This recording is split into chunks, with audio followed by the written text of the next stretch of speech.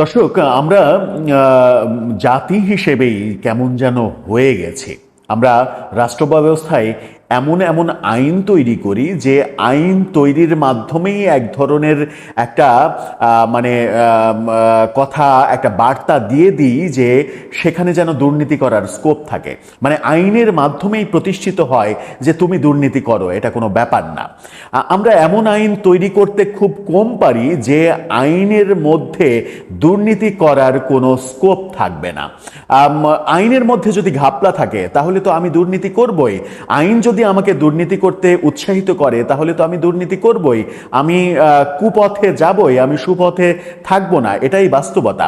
কিন্তু বাংলাদেশ সরকার এবং সরকারের বিভিন্ন সাংবিধানিক প্রতিষ্ঠান, স্টেক হোল্ডাররা কখনো কখনো এমন উদ্ভ্রান্ত, উদ্ভট, আজগবি তত্ত্ব সামনে হাজির করেন যে তত্ত্বের মধ্যেই লুকিয়ে আছে দুর্নীতি তত্ত্বের এক সর্বনাশা মানে তত্ত্ব।